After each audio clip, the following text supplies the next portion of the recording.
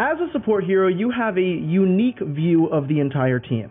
It is literally your job to keep them alive, and so you have to know where they're positioned and really what they're planning to do at all times. Anyone who's ever played support knows, of course, this isn't always what happens, but you do have a generally better idea of your team's layout than anybody else. So in this video, I'm going to show you exactly how you can identify a specific problem. This is incredibly important if you're trying to fix it. So for instance, in this video, we're going to try and figure out whether it's the tanks that are a problem, whether it's the DPS that are a problem, or whether it's us as the support heroes that are the problem. Being able to identify this kind of problem after a first round, which is all we're going to look at today, is incredibly important if you want to try and make changes for the second round. So let's take a look. Right off the bat, our Ball and Tracer are already in. Well, they're dive heroes, so we kind of expect that. And immediately the enemy Doomfist actually kills himself, we get a nice boop. Our Ball does get hooked in and seems like he might be in some trouble, but we're able to heal him up just fine, and it's looking like we actually just completely destroyed the enemy for that fight, with really no problems at all. Alright, well that was a little easy because we got a bunch of environmental kills, and that kind of bailed us out. What are we going to do now? Well, as we can see, the enemy team is starting to position onto the left side, which means that we have to be a little careful and we want to make sure that we have at least 6 people when we push in. So right now I'm trying to make sure that our Ball is healed up. I want to make sure that he's going to go into this fight with decent health at the very least. So, as the enemy team actually starts to push in, you'll notice something immediately. Notice how our Ball got hooked before? Well, this time he's going to die because of it, and very quickly, both of our tanks are going to go down. Now notice, we're still getting pretty decent kills, but there's something that we obviously have to unpack. Why did our tanks die? Because this is actually very important when it comes to finding out whose fault it is. So for instance, if the tanks die because they're playing normally and I'm not healing them enough, then I'm the problem. If I'm doing pretty much everything I can as a support and the tanks are still dying, that is their fault. But again, we've kind of noticed from this fight that even with our tanks dead, our DPS were getting plenty of kills, and so right now they're really not our suspect. Right now it's either us that's the problem or the tanks that are the problem. And in that scenario, it seemed pretty obvious to me that the tanks just overextended too much and weren't able to get back alive. In this scenario, you can just see as soon as I finish healing up the Ball, he immediately just goes right into their backline, gets hooked, and there's really not much I can do about it from there. So right now, what lost us that fight was essentially just our tanks overextending. Now, what I want to make sure that you guys understand is that one incident does not necessarily mean that your tanks are throwing. Your tanks can overextend once or twice. That's not the end of the world. That doesn't make them necessarily bad tanks. So I wouldn't go into your voice chat after the first fight and be like, tanks, you guys suck, you guys are playing stupidly, because people make mistakes and you want to give them a little bit of time to learn from them and adapt their playstyle. Now, this next clip is going to be a lot more difficult and a lot more coded to understand. What I mean by that is that it seems at the beginning that everything is going relatively well, and then it doesn't. So let's take a look at what happens, because this fight is incredibly important when it comes to determining what our problem actually is.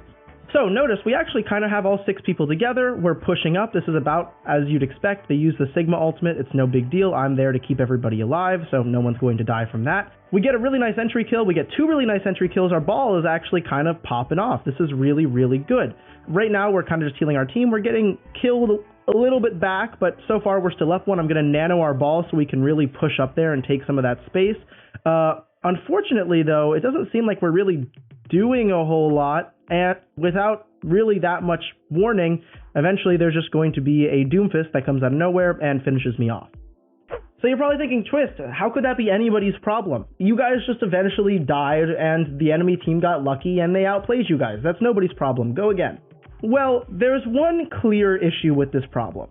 We did get kills, and yes, our Ball did get the kills, which is fantastic. But we have to remember that the tank's first job is not to get kills, but to rather take space. So let's take a look at this angle a little bit, but from a third-person perspective. As they start to push in, everything is kind of looking great, no big problems here, and we even start to push in together and pick up those 2 nice kills courtesy of our Ball. Now, here's where the problems really start. Notice how we're not moving past half of this point. Our Sigma, specifically, is very, very scared to push up, and our Ball only does it once I nano him. But again, our Sigma is staying on this side of the point, and at no point actually really pushing up to get a ton of kills or to really finish off the rest of this space. Finally, with his ultimate, he's going to push up, but it's going to be too late, and by the time he does that, the enemy Doomfist has already come back from spawn and gotten enough kills to turn the tides of the fight anyway. By the way, you can come to this conclusion from the Ana's perspective as well. This is not something that you would need to go into third-person perspective in order to figure out. Let's take a look at how you'd be able to notice this as an Ana. As you're pushing up here, notice your Sigma is really not pushing up at all. They're getting kills, that's fine, you're keeping everybody alive, you're going to nano the ball to push him forward, but again, Sigma's still staying relatively far behind, and they seem relatively scared to push up and take the rest of this point. And because they're playing scared, and because we're not able to actually push up, there are clearly going to be some problems. Now, again, does that come down to our tanks being scared to push up, or does that come down to our supports, again, not doing enough supporting? Well, this one's a little bit trickier because I had to turn around to heal this Widowmaker, and in the process, our Sigma got relatively low and wasn't able to push up. Now, is that really going to be enough of a reason to excuse not being able to push up at all? Not necessarily, but we do obviously want to take that into account. But it seems to be pretty clear that our Sigma and our tanks are relatively good on health throughout the fight, but they're just instead choosing to not really do much with it. And again, this might be around the time in the game where you might want to be like, hey, can we move together? We need to push up together, blah, blah, blah. At least kind of bring it up at least a little bit in the chat. But you don't necessarily have to, and you can still look at this game and be like, okay, it's 70-70, we can still win this fight. Let's take a look at the very last fight of this round. And this is going to be very important, because this is the last fight that we have if we want to gather enough information to make a change for the next round. So right off the bat, we're pushing in, and we're actually pushing in relatively well together. We're all going off to the left. Well, actually, are we now? Right off the bat, we're not actually pushing in together. And this is immediately going to be a huge problem for our team. Because we have our DPS going one way because they don't really trust our tanks at this point, and we have our ball just kind of going in because he's a ball and thinks that he's completely invincible.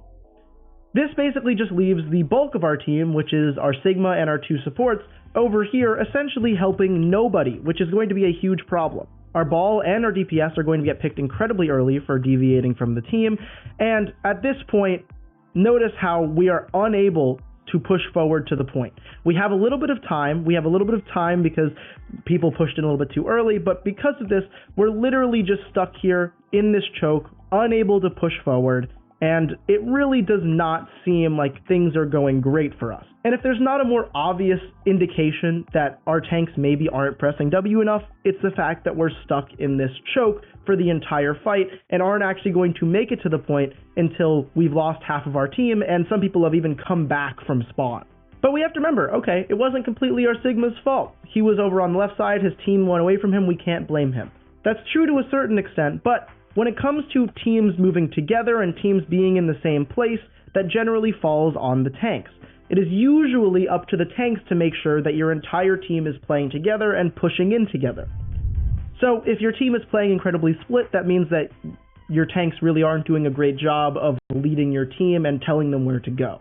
So we can essentially establish that from this round, it's not really our DPS fault because they were getting consistent kills throughout the entire round.